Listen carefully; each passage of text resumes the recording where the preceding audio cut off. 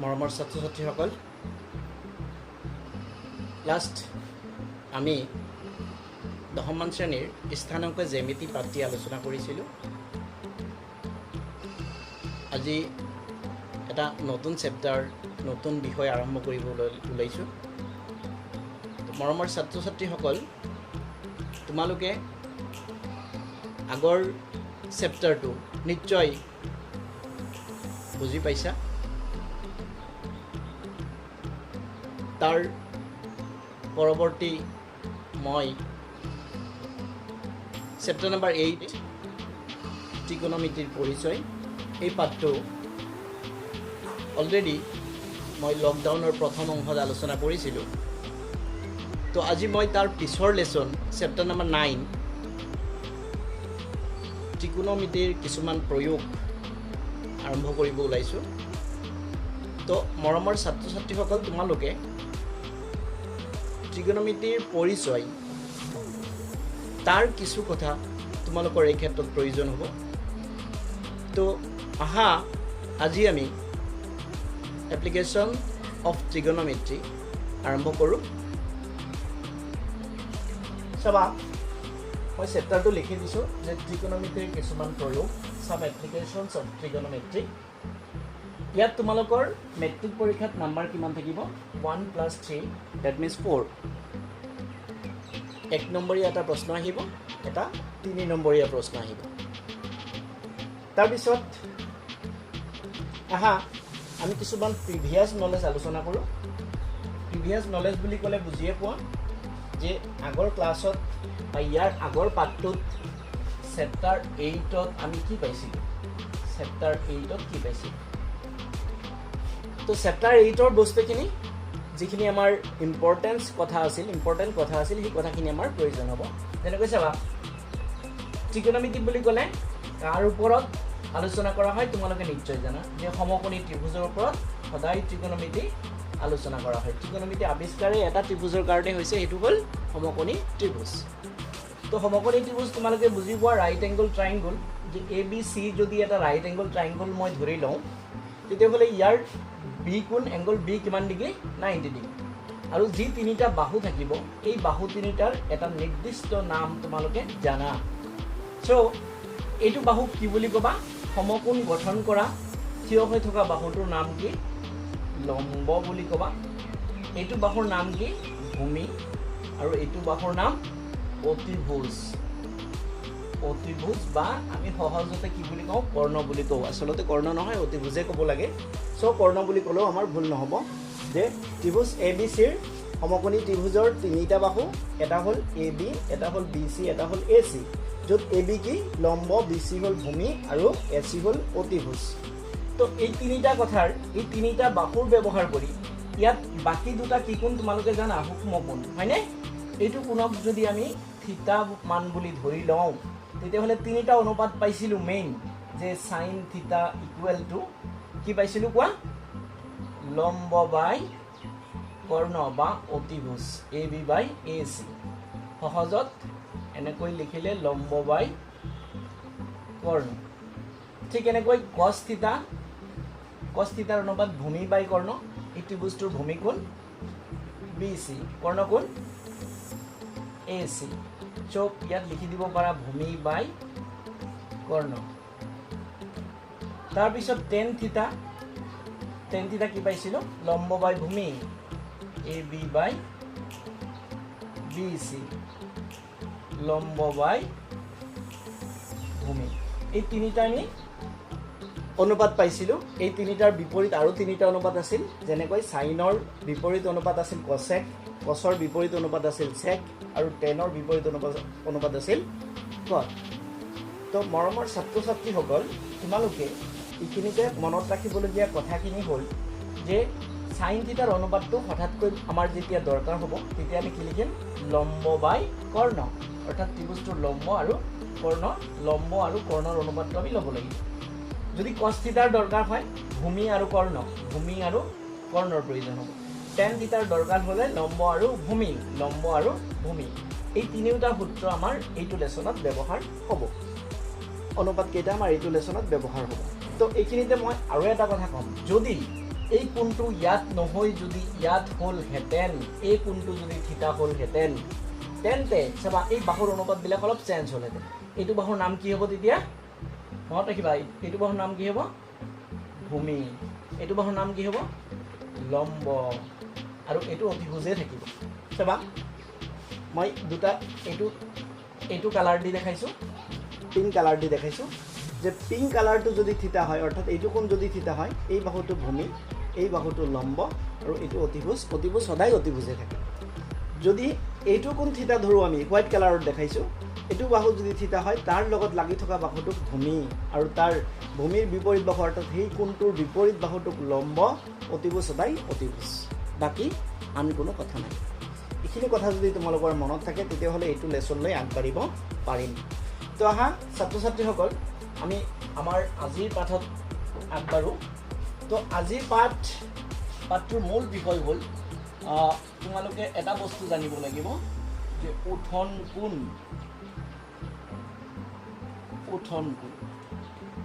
আৰু পতন কোণ, দুটা কোণ আছে আজিৰ পাঠটোৰ ওপৰত, যে উঠন কোণ আৰু পতন কোণ। তো আহা উঠন কোণ কাক বোলে? যে এডাল খুঁটা মই ধৰি লৈছোঁ, যে AB এটা খুঁটা, যদি ইয়াত পোহৰৰ উৎস থাকে, অৰ্থাৎ মই চান ধৰিছোঁ, পোহৰৰ উৎস থাকে, তেতিয়াহ'লে এনেকৈ কি হ'ব? ইয়াৰ ছাঁ পৰিব। নিশ্চয় তোমালোকে গম পাবা, যদি পোহৰৰ উৎস বিপৰীত ফালে থাকে, তাৰ পোহৰৰ উৎসৰ বিপৰীত ফালে কিহৰ সৃষ্টি হয়? ছাঁৰ সৃষ্টি হয়। এতিয়া আমি যদি ধৰা ইয়াত আছোঁ, ইয়াত কোনোবা এজন আছা, তোমালোকে নিৰীক্ষণ কৰিলা, সূৰ্যটোলৈ নিৰীক্ষণ কৰাৰ লগে লগে এডাল ৰেখাৰ সৃষ্টি হ'ব। এইটো নিৰীক্ষণ ৰেখা বুলি কোৱা হ'ব, নিৰীক্ষণ ৰেখা।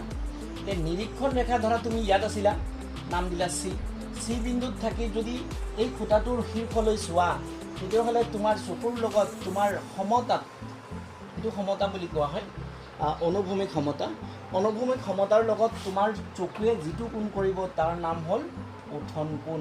মনত ৰাখিব। যদি ভূমিত থিয় হৈ থকা বা অনুভূমিক সমতাত থিয় হৈ যদি ওপৰৰ ফালে এনেকৈ চোৱা, তেতিয়াহ'লে তোমাৰ চকুৰ লগত এই ভূমিৰ সমতাই যিটো কোণ গঠন কৰিব তাক কি কোৱা হ'ব? উঠন কোণ। ঠিক এনেকৈ আৰু এটা আছে পতন কোণ। চোৱা পতন কোণটো কি হ'ব?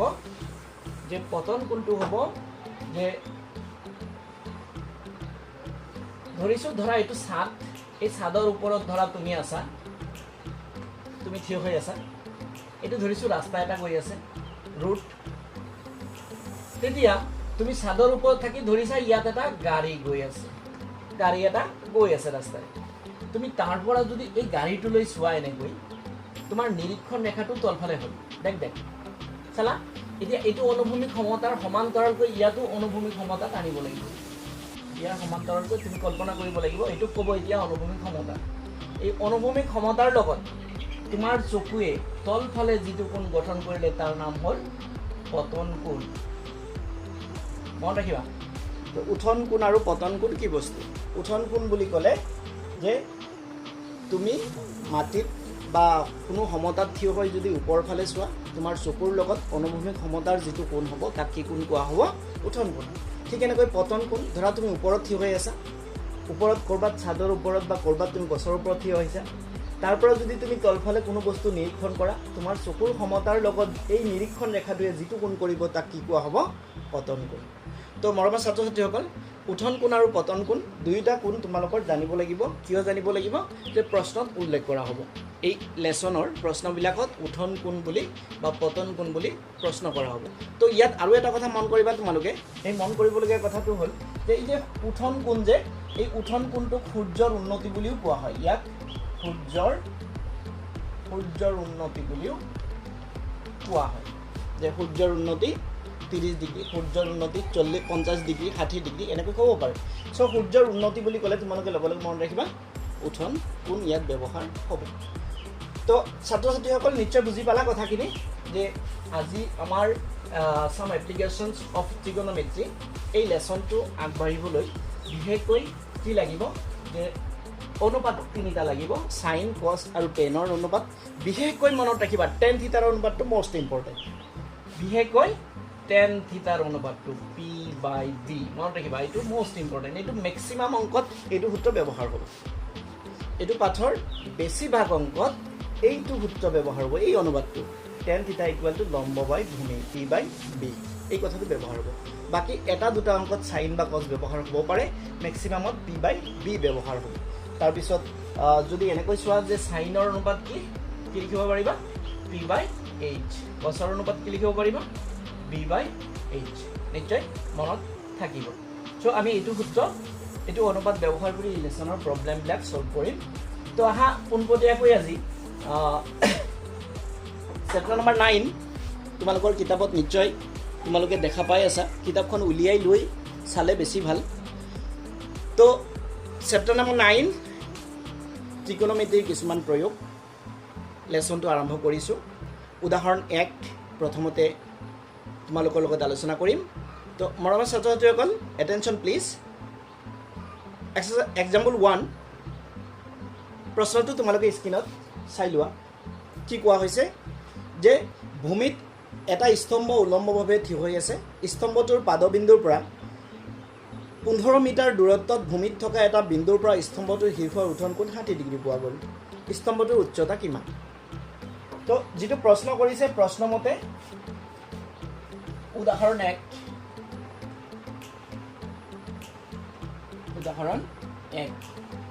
সো যিটো প্ৰশ্ন কৰিছে তোমালোকক প্ৰশ্নমতে কি কৰিম চাবা, ডায়াগ্ৰামটো যদি আঁকি লওঁ, ভূমিত এটা বিন্দুৰ পৰা এটা স্তম্ভ উলম্বভাৱে থিয় হৈ আছে। চোৱা এইটো ভূমি ধৰিছোঁ, এইটো ভূমি, এই ভূমিত এটা স্তম্ভ উলম্বভাৱে থিয় হৈ আছে, একদম পাৰপেণ্ডিকুলাৰলি থিয় হৈ আছে। এই স্তম্ভটো মই নাম দি দিলোঁ ধৰা এ বি, এটা স্তম্ভ এ বি স্তম্ভটো থিয় হৈ আছে। স্তম্ভটোৰ পাদবিন্দুৰ পৰা, ডেট মিনছ পাদবিন্দু বুলি ক'লে ইয়াৰ ভৰিৰ লগত অৰ্থাৎ ভৰিৰ লগত যিটো বিন্দু হ'ব তাক ক'ব পাদবিন্দু।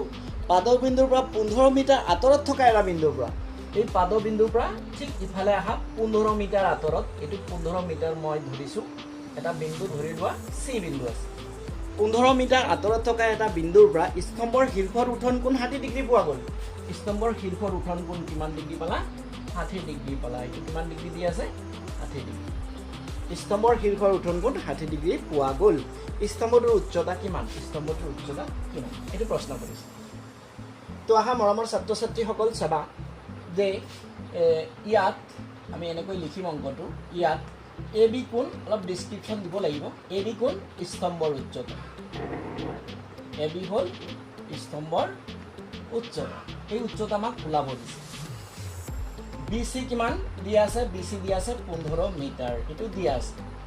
তাৰপিছত যিটো এংগল দিয়া আছে, কোনটো কিমান দিয়া আছে? উঠন কোণ 60 ডিগ্ৰী। তো এইটো ত্ৰিভুজৰ ক্ষেত্ৰত চাবা, সমকোণী ত্ৰিভুজ আল্টিমেটলি হৈছে, চ' ত্ৰিকোণমিতি ব্যৱহাৰ হ'ব। এইটো সমকোণী ত্ৰিভুজৰ থিতাটোৰ মান দিয়া আছে 60 ডিগ্ৰী। ভূমি ওলাব লাগে, ভূমি দিয়া আছে, লম্ব ওলাব লাগে। এইটো কোণৰ কাৰণে এইটো লম্ব, জানা যে যিটো সূক্ষ্ম কোণৰ কাৰণে প্ৰশ্ন কৰা হ'ব তাৰ বিপৰীত বাহুটো সদায় লম্ব। চ' 60 ডিগ্ৰীৰ বিপৰীত বাহু এ বি, গতিকে এ বি কি হৈ যাব? লম্ব হৈ যাব। চ' এ বি লম্ব আৰু বি চি হ'ল ভূমি। এতিয়া লম্ব নাই, ভূমি আছে, লম্ব ওলাব লাগে, ভূমি ব্যৱহাৰ কৰি লম্ব ওলাব লাগে। তো মনত কৰা তোমালোকে যে ত্ৰিকোণমিতিৰ যিকেইটা অনুপাত পাইছিলা তাত লম্ব আৰু ভূমি কাৰ সম্পৰ্ক, কাৰ লগত সম্পৰ্ক আছে? লম্ব আৰু ভূমি কাৰ লগত সম্পৰ্ক আছে? লম্ব আৰু ভূমি মনত কৰা, নিশ্চয় টেনৰ লগত সম্পৰ্ক পাবা। চ' আমি কি লিখিম যে লিখিবা যে নাও টেন থিটা আমি ব্যৱহাৰ কৰিম। থিটাৰ ঠাইত কিমান ব্যৱহাৰ কৰিবা? 60 degree. Ten 60 degree equal to লম্ব বাই লম্ব কোণ এ বি, ভূমি কোণ বি চি। এইটো ফৰ্মুলা আমি ব্যৱহাৰ কৰিম, অনুপাত ব্যৱহাৰ কৰিম। ক'বা যে টেন 60 কিয় লিখা হ'ল? টেন থিটা ইকুৱেল টু লম্ব বাই ভূমি। থিটাৰ ঠাইত কিমান ডিগ্ৰী মান আছে? 60 ডিগ্ৰী বহাই দিছোঁ। টেন 60 ডিগ্ৰী লম্ব বাই ভূমি, লম্ব হ'ল এ বি, ভূমি হ'ল বি চি। তো আহা টেন 60ৰ মান তোমালোকে নিশ্চয় জানা। ত্ৰিকোণমিতিৰ স্পেচিয়েল কিছুমান এংগুলৰ মান তোমালোকে ইয়াৰ আগৰ পাঠত পাইছিলা। চ' সেই চাৰ্টটো তোমালোকৰ অতিকৈ ইম্পৰ্টেণ্ট। সেই চাৰ্টটো তোমালোকে জানিব লাগিব, চাৰ্টটো মুখস্থ থাকিব লাগিব, তাৰ মানখিনি জানিব লাগিব। চোৱা টেন 60 মান তোমালোকে কি পাইছিলা মনত কৰা? টেন 60 মান √3 পাইছিলা কিজানি। টেন 60 মান √3 ইকুৱেল টু এ বি। এ বিৰ মান নাই, দেখা পাই আছা, এ বি নাই। তাৰপিছত বি চি, বি চিৰ মান কিমান আছে? 15। তো ব্ৰজপূৰণ কৰি দিলে এ বি 1 গুণ √3 তলত 1 আছে। চ' এ বি 1 গুণ এ বি, 15 × √3 15 √3। সো এবিৰ মান আমাক ওলাব দিয়া হৈছিল সো এবিৰ মান আমি পাই গলো 15 * √3 যেহেতু √3 বৰ্গমূল আমি নাপাও সো কি লিখিম এবি 15 √3 সো এনসাৰটো কি লিখি দিব পাৰিবা এতিয়া যে নিৰ্ণয় অংক হৈ গল ইমানে সহজ নিৰ্ণয় স্তম্ভটোৰ উচ্চতা তো ছাত্ৰ-ছাত্ৰীসকল এটা কথা মন কৰিবা এইবাৰ এটা বস্তু দেখা পাইছিলো যেনেকৈ আনো কোনোবাৰ মেট্ৰিকৰ বহিবিলাক যেতিয়া ইভালুয়েশ্যনত আমি যাওঁ তেতিয়া প্ৰত্যেকবাৰ হয়তো ইনষ্ট্ৰাকশ্যনবিলাক প্ৰায় একে থাকে দুই এটা ইনষ্ট্ৰাকশ্যন বেলেগ থাকে কিন্তু এইবাৰ 2020ত ইনষ্ট্ৰাকশ্যন এটা পাইছিলোঁ কোনোবাই যদি এনেকৈ উত্তৰটো নিলিখে তেতিয়াহ'লে হাফ নাম্বাৰ বা 1 মাৰ্কছ কাটিব দিছিল আমাক যে উত্তৰটো ওলাইছে এবিৰ মান 15 √3 বাস এবিৰ মান 15 √3 আমাক ওলাব দিছে ইয়াত স্পষ্ট হৈ আছে কথাটো এবিৰ মান ওলাব লাগে সো এবি 15 √3 হৈ গ'ল আকৌ এটো কিয় লিখিব লাগে এটোৰ ওপৰত হাফ মাৰ্কছ এটা এইবাৰ কাটিব দিছিলে যে কোনোবাই যদি এনসাৰটো স্পষ্টকৈ এনেকৈ নেদেখায় হাফ মাৰ্কছ কাটিব লাগে তো মনত ৰাখিবা তোমালোকে সদায় অংক এটা কৰি যেটো ৰিজাল্ট পালা সেই ৰিজাল্টটো কুৱেশ্যন মতে একৰ্ডিং টু কুৱেশ্যন তোমালোকে এনসাৰ দিবলৈ যত্ন কৰিবা তো চোৱা যে এটো ত্ৰিভুজৰ ক্ষেত্ৰত এবিৰ মান আমি স্পষ্টকৈ পাই গলো 15 √3 সো নিৰ্ণয় স্তম্ভৰ উচ্চতা কিমান পাই গলো 15 √3 মিটাৰ তো নিশ্চয় তোমালোকে বুজি পালা অতি সহজ এটা প্ৰশ্ন আৰু তোমালোকৰ অলপ ফুৰ্তিও লাগিব কিয় লাগিব যে ইমান সহজ অংক এটা অনুপাত ব্যৱহাৰ কৰি অংকটো হৈ গ'ল তো ইমানে সহজ তোমালোকে যেনেকৈ ভাবিলা যে ইমান সহজ অংক নে হয় ইমানে সহজ আৰু ইমান সহজ অংক এটা তোমালোকৰ 3 মাৰ্কছ থাকিব সো একদম সিনসিয়াৰলি যদি চোৱা কোনো পদ্ধতি নম্বৰ কাটা নাযায় তাৰ পিছত আহা এক্সাম্পল 2 তোমালোকে দেখা পাবা স্ক্ৰিনত অলৰেডি কুৱেশ্যনটো চাই লোৱা মই পঢ়ি দিছো যে এজন ইলেক্ট্ৰিচিয়ানে 5 মিটাৰ উচ্চতাৰ খুঁটা এটাত বৈদ্যুতিক বিজুতি মেৰামতি কৰিব লাগে যে মেৰামতি কাম কৰিবলৈ তেওঁ খুঁটিটোৰ মূৰটো 1.3 মিটাৰ তলৰ এটা বিন্দু ঢুকি পাব লাগে চিত্ৰ দেখুৱা হৈছে যদি অনুভূমিকৰ লগত 60 ডিগ্ৰী কোণ এটা খালি থাকে তেন্তে ব্যৱহাৰ কৰিব লগা জখলাডালৰ দৈৰ্ঘ্য কিমান হ'ব লাগিব যিটোৱে তেওঁক আৱশ্যক হোৱা স্থানটো ঢুকি পাবলৈ সমৰ্থক কৰাব লগতে খুঁটিটোৰ পাদবিন্দুৰ পৰা কিমান দূৰত্বত তেওঁ জখলাটোৰ পাদবিন্দু স্থাপন কৰিব লাগিব এই ক্ষেত্ৰত √3 1.73 ব্যৱহাৰ কৰিব পাৰা বুলি কৈছে তো মৰমৰ ছাত্ৰ-ছাত্ৰীসকল তোমালোকে চাবা যে উদাহৰণ 2 অলৰেডি কুৱেশ্যনটো তোমালোকে চালা মই সমাধান কৰিবলৈ গৈ আছো চাবা এক্সাম্পল 2 উদাহৰণ 2 ইয়াৰ সমাধানটো যদি চোৱা প্ৰশ্ন কি কৈছে যে এজন ইলেক্ট্ৰিচিয়ানে এটা বৈদ্যুতিক খুঁটাত কাৰেণ্টৰ খুঁটা এটাত উঠি তাত কাম কৰিব লগা হ'ল ধৰা এটো মই এটা কাৰেণ্টৰ খুঁটা আঁকিছো এ বি এটা কাৰেণ্টৰ খুঁটা এই খুঁটাটোৰ টোটাল হাইট কিমান দিয়া আছে 5 মিটাৰ কৈ দিছে 5 মিটাৰ খুঁটাটোৰ উচ্চতা কিমান 5 মিটাৰ এতিয়া প্ৰশ্ন কৰিছে যে এই খুঁটাটোৰ যিমান হাইট আছে তাৰ কিছু তলত অৰ্থাৎ কিমান তলত বুলি কৈছে হেতু কৈ দিছে 1.3 মিটাৰ তলত এটো 1.3 মিটাৰ 1.3 মিটাৰ তলত এডাল জখলা লগাব লাগে জখলাটো বুজিয়ে পোৱা এই জখলা লগাব লাগে যাতে তাত উঠি কি কৰিব পাৰে ইয়াত থিয় হৈ যাতে তাত কাম কৰিব পাৰে এতিয়া আমাক প্ৰশ্ন কৰিছে ধৰা জখলাটো কোড লগাইছে এ বি এটো নাম দিলো মই সি বিন্দুত জখলাটো লগাইছে এতিয়া প্ৰশ্ন কৰিছে জখলাটোৰ দৈৰ্ঘ্য কিমান সেকেন্ড প্ৰশ্ন কৰিছে খুঁটাটোৰ পাদবিন্দুৰ পৰা জখলাটো কিমান আঁতৰত স্থাপন কৰিব লাগিব এটো নাম দিয়া ডি খুঁটাটোৰ পাদবিন্দুৰ পৰা জখলাটো কিমান আঁতৰত স্থাপন কৰিব লাগিব দুটা প্ৰশ্ন কৰিছে তো কি বস্তু দিয়া আছে এইখিনি কথা আমি লিখিম যে ইয়াত তোমালোকে চাই লবা যে কি দিয়া আছে ইয়াত এ বি মানে কিমান খুঁটাৰ উচ্চতা না এ বি মানে খুঁটাৰ উচ্চতা এটো কিমান মিটাৰ দিয়া আছে 5 মিটাৰ এ সি কিমান দিয়া আছে 1.3 মিটাৰ দিয়া আছে এটাকে এ সি যদি দিয়া আছে বি সি উলাই লব পাৰিবা বি সি উলাই লোৱা বি সি কিমান হ'ব এ বি মাইনাস এ সি কি কৰি দিবা A B minus A C A B আছিল 5 মিটাৰ মাইনাস এ সি আছিল 1.3 ওকে 5 ৰ পৰা 1.3 গলে 3.7 মিটাৰ সো এটো কিমান পাই গলা 3.7 মিটাৰ তো এতিয়া আমি আৰু এটা আমাক কৈছে যে জখলাডালে অনুভূমিক সমতাৰ লগত কিমান ডিগ্ৰী কোণ কৰে 60 ডিগ্ৰী কোণ কৰে এইটো কিমান ডিগ্ৰী কোণ কৰিছে 60 ডিগ্ৰী কোণ কৰিছে তো থিটা ইকুৱেল টু কিমান লিখিম 60 ডিগ্ৰী লিখিম তাৰ পিছত ডিসি মানে জখলাৰ দৈৰ্ঘ্য না জখলাৰ দৈৰ্ঘ্য এটা আমাক প্ৰশ্ন কৰিছে তাৰ পিছত বিডি অৰ্থাৎ খুঁটাটোৰ পাদবিন্দুৰ পৰা জখলাটোৰ পাদবিন্দুৰ দূৰত্ব ওলাব দিছে এই দুটা প্ৰশ্ন কৰিছে তো কুৱেশ্যনটো তোমালোকে নিশ্চয় বুজি পালা যে কি কোৱা হৈছিলে এটা বৈদ্যুতিক খুঁটা সেই খুঁটাটোৰ 1.3 মিটাৰ তলত এজন ইলেক্ট্ৰিচিয়ানে এটা জখলা বান্ধিব লাগে যাতে তাত থিয় হৈ তাৰ খুঁটাৰ ওপৰত যিটো কাম কৰিব সেই কামটো যাতে হাতেৰে তেওঁ ঢুকি পায় এতিয়া আমাক কৈছে যে জখলাডালৰ দৈৰ্ঘ্য কিমান হ'ব লাগিব প্ৰথম প্ৰশ্ন কৰিছে আৰু খুঁটাটোৰ পাদবিন্দুৰ পৰা জখলাটোৰ পাদবিন্দুৰ দূৰত্ব কিমান হ'ব উলিয়াব লাগে তো যিখিনি বস্তু দিয়া আছে সেই বস্তুখিনি মই বৰ্ডত লিখিছোঁ তোমালোকে নিশ্চয় দেখা পালা আৰু বুজিও পালা কিজানি যে কথাখিনি কি কোৱা হৈছে যে এ বি হ'ল খুঁটাৰ উচ্চতা 5 মিটাৰ এ চি 1.3 মিটাৰ এ চি 1.3 মিটাৰ এতিয়া বি মান কি হ'ব A B minus A C so কিমান পাই গ'লো 3.7 থিটাৰ মান 60 ডিগ্ৰী দিয়া আছে ডিসি জখলাৰ দৈৰ্ঘ্য কিমান বিডি কোৱাত তো আহা ইয়াৰ উত্তৰটো যেতিয়া কৰিম মই মচিব লগা হৈছে মানখিনি ইয়াত আছেই তো চাবা ফাৰ্ষ্ট টাইম চিন্তা কৰিম আমি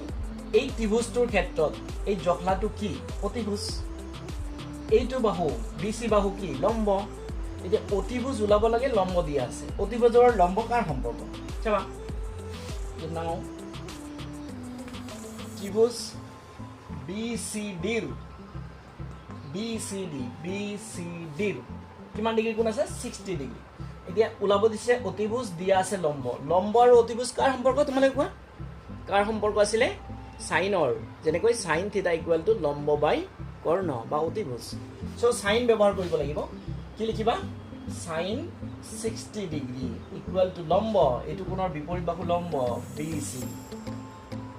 BC বাই অতিভুজ কৰ্ণ কোণ BC জখলাটো BC সো এতিয়া মান ভৰাই দিয়া তালিকাৰ পৰা মানটো আহা sin 60 ডিগ্ৰী মান নিশ্চয় জানা তোমালোকে কোৱাচোন sin 60 ডিগ্ৰী কিমান আছিলে √3/2 সো √3/2 ব্যৱহাৰ কৰি দিয়া BC মান চোৱা BC মান 3.7 চিত্ৰটো আছে বা তোমালোকৰ ওপৰত লিখা আছে তাৰ পিছত বাই DC মান 9 সো ব্ৰজ পূৰণ কৰি দিয়া DC * √3 DC 2 into 3.7 2 into 7 14 in hand 1 2 into 3 6 and 1 7 এটাকে DC ৰাখি দিয়া DC ৰাখি দিলে 7.4 by √3 DC মান এনেকুৱা পাই গলো সমান চিন দিয়া 7.4 √3 মান তোমালোকক কুৱেশ্যনত দিয়া আছে চাই ল'ব পাৰিবা যে 1.73 সো √3 মান 1.73 আমি লম এতিয়া হিসাব যেতিয়া কৰিম চাবা ওপৰত এটা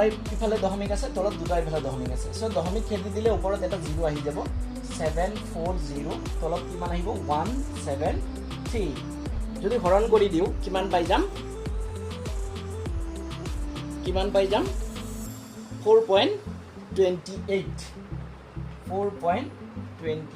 মিটাৰ প্ৰায় পাই যাব প্ৰায় সো কাৰ মান পাই গলো DC মানে কোন আছিলে জখলাডালৰ দৈৰ্ঘ্য সো জখলাডালৰ দৈৰ্ঘ্য কিমান পালা 4.28 মিটাৰ প্ৰায় আৰু যদি কুৱেশ্যনত পৰীক্ষাত তোমালোকক √3 মানটো দিয়া নাথাকে তেতিয়াহ'লে এইটোৱে উত্তৰ থৈ দিব পাৰিবা কিমান মিটাৰ বুলি লিখি থৈ দিব পাৰিবা আৰু তোমালোকে কুৱেশ্যনটো সেইকাৰণে একদম ঠিক লাষ্টলৈ চাব লাগিব বা ব্ৰেকেটত কিবা নিৰ্দেশনা আছে নেকি সেই কথাটো মন কৰিব লাগিব সো এইটো কুৱেশ্যনত চাবা ব্ৰেকেটত এটা নিৰ্দেশনা আছিল √3 = 1.73 ব্যৱহাৰ কৰিবা সো আমি √3 মানটো √3 মানে 1.73 ব্যৱহাৰ কৰি দিলোঁ তাৰপিছত হিচাপ কৰি দিছোঁ দশমিক ওপৰত এটা তলত দুটা সো দশমিক যদি আমি খেলোঁ ওপৰত এটা 0 আহি যাব তলত 173 সো 740 173 4.28 বাৰ প্ৰায় ইমান মিটাৰ হৈ যাব সো আমাৰ প্ৰথম পাৰ্টটো হৈ গ'ল AC মান DC মান আমি উলাই দিলোঁ জখলাডালৰ দৈৰ্ঘ্য কিমান উত্তৰটো লিখি দিম লাষ্টত বা ইয়াতে লিখি দিব পাৰা যে নিৰ্ণয় জখলাডালৰ দৈৰ্ঘ্য কিমান পালা 4.28 মিটাৰ নিৰ্ণয় জখলাডালৰ দৈৰ্ঘ্য 4.28 মিটাৰ তাৰপিছত আহা সেকেন্ড পাৰ্টটো কৈছে আমাক যে খুঁটাটোৰ পাদবিন্দুৰ পৰা জখলাডালৰ পাদবিন্দুৰ দূৰত্ব কিমান হ'ব তো সেকেন্ড পাৰ্টটো চাবা সেকেন্ড পাৰ্টটো কৰিম এগেইন চাবা এইটো পাৰ্ট কৰোঁতে এইটো পাৰ্টক কি বুলি জানো আমি এইটো কোনৰ কাৰণে এইটো ভূমি হয়নে ছাত্ৰ ছাত্ৰী কল চোৱা এইটো পাৰ্ট কি হ'ব ভূমি এইটো ভূমি ওলাব লাগে লম্ব দিয়া আছে ভূমি আৰু লম্ব কাৰ সম্পৰ্ক জানা তোমালোকে ভূমি আৰু লম্ব টেনৰ সো এগেইন কি লিখিবা tan 60 ডিগ্ৰী ইকুৱেল টু লম্ব বাই ভূমি লম্ব হ'ল BC ভূমি হ'ল BD BC বাই BD লম্ব বাই ভূমি চাবা tan 60 মান জানা তোমালোকে ইতিমধ্যে ব্যৱহাৰ কৰিলে √3 BC মান কিমান 3.7 আৰু BD মান তোমালোকে জানা যে BD মান আমি উলিয়াব লাগে তো ব্ৰজপুৰণ যেতিয়া কৰি দিবা √3 * BD √3 BD equal to 3.7 এক গুণ 3.7 BD ৰাখি দিয়া 3.7 by √3 এতিয়া √3 মান প্লেস কৰি দিয়া 3.7 by √3 মান 1.73 তাৰ পিছত কি কৰি দিবা দশমিক খেদিলে ওপৰত 370 এটা 0 আহিব তলত 173 তো 173 কিমান বাৰ যায় যদি হৰণটো কৰিছোৱা কিমান পাবা 2.14 মিটাৰ প্ৰায় পাই যাবা হৰণটো তোমালোকে কৰি চাব পাৰা তো হৰণটো কৰি চালে তাৰ উত্তৰটো কিমান পাই যাবা 2.14 মিটাৰ প্ৰায় তো আমাৰ বিডিৰ মানো ওলাই গ'ল এইটোৰ উত্তৰ কেনেকৈ লিখিবা যে নিৰ্ণয়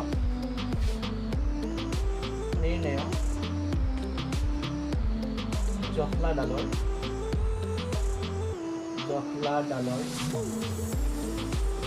পাদবিন্দু 2.14 মিটাৰ আঁতৰত স্থাপন কৰিব লাগিব খুঁটাটোৰ পাদবিন্দুৰ পৰা জখলাটোৰ পাদবিন্দুৰ দূৰত্ব কিমান 2.14 মিটাৰ আঁতৰত স্থাপন কৰিব লাগিব বা ইমান মিটাৰ পাদবিন্দুৰ দূৰত্ব লিখি দিয়ে পাদবিন্দুৰ দূৰত্ব ইকুৱেল টু ইমান মিটাৰ স্থাপন কৰিব লাগিব লিখাৰ প্ৰয়োজন নহয় যে নিৰ্ণয় জখলাডালৰ পাদবিন্দুৰ দূৰত্ব কিমান হ'ব লাগিব পাদবিন্দুৰ দূৰত্ব 2.14 মিটাৰ হ'ব লাগিব তো মৰমৰ ছাত্ৰ ছাত্ৰীসকল নিশ্চয় তোমালোকে বুজি পালা তো দুটা এক্সাম্পল কৰিলোঁ অলৰেডি তাৰপিছত 3 নম্বৰ এক্সাম্পললৈ আগবাঢ়িম 3 নম্বৰ এক্সাম্পলটো চাবা 3 নম্বৰ এক্সাম্পলটো দিয়া আছে যে তোমালোকে কুৱেশ্যনটো চাই লোৱা আগতে স্ক্ৰীনত অলৰেডি কুৱেশ্যনটো পেছ কৰা হৈছে তোমালোকে চাই লোৱা অতি সহজ প্ৰশ্ন ভেৰি ইজি চোৱা এক্সাম্পল 3 1.5 মিটাৰ ওখ এজনী পৰ্যবেক্ষক এটা চিমনিৰ পৰা 28.5 মিটাৰ আঁতৰত আছে তাইৰ চকুত চিমনিটোৰ উঠন কোণ 45 ডিগ্ৰী চিমনিটোৰ উচ্চতা কিমান চাবা ইয়াত অলপ বেলেগ কৈছে বাকী প্ৰশ্নবিলাকতকৈ এইটো প্ৰশ্ন অলপ বেলেগ কৈছে 1.5 মিটাৰ ওখ এজনী ছোৱালী চাবা এজনী ছোৱালী মই ধৰিছোঁ এজনী ছোৱালী নাম দিছোঁ ধৰা কি নাম দিম CD এইটো কিমান উচ্চতা আছে ছোৱালীজনীৰ 1.5 মিটাৰ 1.5 মিটাৰ ওখ ছোৱালী এটা চিমনিৰ পৰা ধৰা এইটো মাটি বা সমতল এখন এই সমতলত এটা চিমনিটো বুজিয়ে পোৱা তোমালোকে চিমনি এটা আছে চিমনিৰ পৰা যেনেকৈ ইটা ভাটাত কি থাকে ধোঁৱা নিষ্কাশন কৰিবলৈ ডাঙৰ যিটো চুঙা থাকে সেইটো চিমনি বুলি ক'ব পাৰি যে 1.5 মিটাৰ ওখ এজনী পৰ্যবেক্ষক এটা চিমনিৰ পৰা 28.5 মিটাৰ আঁতৰত আছে এই এইটো চিমনি ধৰিছোঁ চিমনিৰ পৰা কিমান আঁতৰত আছে 28.5 মিটাৰ আঁতৰত আছে এই ছোৱালীজনী চিমনিটোৰ পৰা 28.5 মিটাৰ আঁতৰত আছে তাৰপিছত কৈছে যে তাইৰ চকুত চিমনিটোৰ উঠন কোণ 45 ডিগ্ৰী পোৱা গ'ল তাইৰ চকু নিশ্চয় ইয়াত থাকিব লাগিব তাইৰ চকুত চিমনিটোৰ হাইট যিটো শীৰ্ষবিন্দু এই শীৰ্ষবিন্দুটোৰ উঠন কোণ কিমান ডিগ্ৰী পোৱা গ'ল কিমান বুলি কৈছে 45 ডিগ্ৰী পোৱা গ'ল সো ইয়াৰ পৰা যেতিয়া চাইছে তেতিয়াহ'লে অনুভূমিক সমতা এখন টানিব লাগিব নিশ্চয় তোমালোকে জানা অনুভূমিক সমতা টানিব লাগিব তাৰপিছত চকুৰ লগত এইটো সমতা হৈ গ'ল আৰু নিৰীক্ষণ বিন্দু দেখা পাই গ'লো ইয়াৰ কোণটো কিমান ডিগ্ৰী বুলি কৈছে 45 ডিগ্ৰী পোৱা গ'ল তেতিয়াহ'লে প্ৰশ্ন কৰিছে আমাক যে চিমনিটোৰ উচ্চতা কিমান এই চিমনিটোৰ উচ্চতা কিমান এই গোটেইখিনি উচ্চতা আমাক ওলাব দিছে চিমনিটোৰ উচ্চতা কিমান এইটো CD এই চিমনিটোৰ উচ্চতা ধৰি লোৱা AB ইয়াত এটা D নাম দি লোৱা ইয়াৰ সমান্তৰালকৈ বা ইয়াৰ সমানকৈ ইয়াত কটা হৈছে এইটো 1.5 মিটাৰ হলে ইয়াতো কিমান হ'ব 1.5 মিটাৰ এইটো 28.5 হলে এইটো কিমান হ'ব 28.5 যেহেতু ডিসটেন্স বিলাক কি আছে সমান আছে তো আমি চাম যে উদাহৰণ কিমান উদাহৰণ 3 ইয়াৰ সমাধানটো আমি চাম যে ইয়াত কি লিখিবা ইয়াত AB কোণ চিমনিৰ উচ্চতা AB কোণ চিমনিৰ উচ্চতা এইটো আমাক নিৰ্ণয় কৰিব দিছে তাৰপিছত CD কোণ ছোৱালীজনীৰ উচ্চতা CD কাৰ সমান চাই ল'বা CD কাৰ সমান BD সমান কেইটা নিছো সো CD = BD ডাইৰেক্ট লিখি দিবা 1.5 মিটাৰ ঠিক এনেকৈ BD ৰ মান কিমান দি আছে নো D ডাবল হৈছে দেই সৰি D AB CD ইয়াত কি নাম দিয়া কি নাম দিলে কি হ'ব এটো BE বুলি ক'বা BE CD কাৰ সমান BE ৰ সমান সো 1.5 মিটাৰ ঠিক এনেকৈ BD কাৰ সমান C ৰ সমান C কিমান আছে BD কিমান আছে 28.5 সো এটো কিমান হ'ব 28.5 মিটাৰ এতিয়া আমাক উলাব লাগে কি AB তো চাবা আমি এতিয়া সমকোণ এটা ৰাইট এংগল ট্ৰায়াঙ্গল সমকোণ ত্ৰিভুজ কোনখিনিত পাইছো এইটো এটা সমকোণ ত্ৰিভুজ পাইছো তোমালোকে চাই ল'ব পাৰা ত্ৰিভুজটো কি পাইছো ACE সো লিখিম যে নাও ত্ৰিভুজ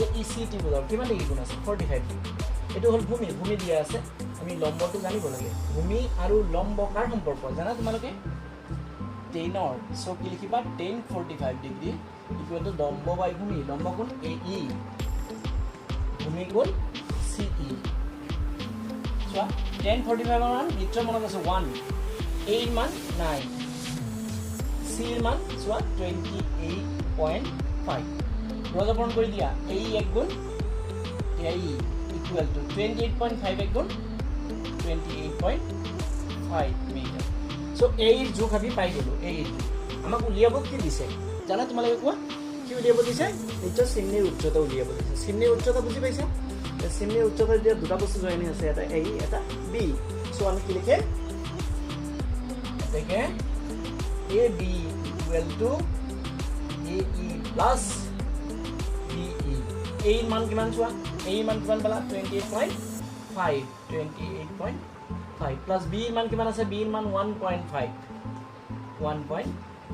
28.5 আৰু 1.5 যোগ কৰি দিয়া কিমান হ'ব 30 সো নিৰ্ণয় আনসাৰ লিখি দিবা নিৰ্ণয়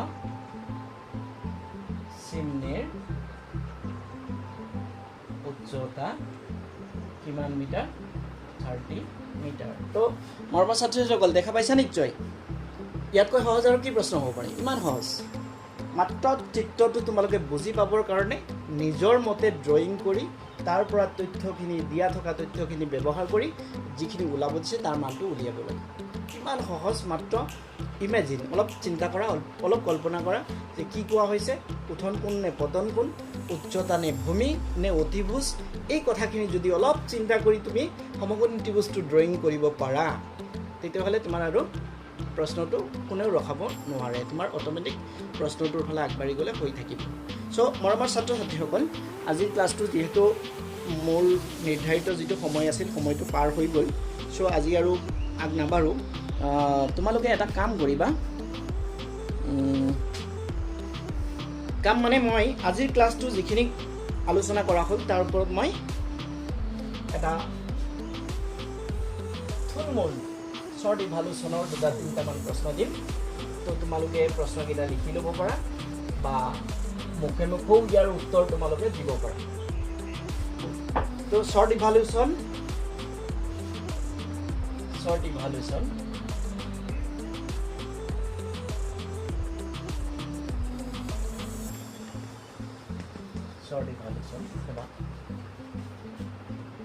এক নম্বৰ প্ৰশ্ন আজিৰ প্ৰথম প্ৰশ্ন আজি যিখিনি আলোচনা কৰা হ'ল তাৰ প্ৰথম প্ৰশ্ন তোমালোকলৈ দিছো যে tan থিটাৰ অনুপাত কি আছিল অনুপাত কিমান tan থিটাৰ অনুপাত কিমান বুলি ক'লে কেনেকৈ বুজাই দিবা tan থিটাৰ অনুপাত কিমান আলোচনা হৈ গ'ল কুৱেশ্যন নম্বৰ 2 2 নম্বৰটো সুবা উঠন কোণ আৰু পতন কোণ কি বস্তু উঠন কোণ আৰু পতন কোণ কি 3 নম্বৰ এটা প্ৰশ্ন চাবা এটা খুঁটাৰ উচ্চতা আৰু ছাৰ দৈৰ্ঘ্য সমান হলে উঠন কোণ কিমান হ'ব লাগিব উঠন কোণ বা সূৰ্যৰ উন্নতি দেই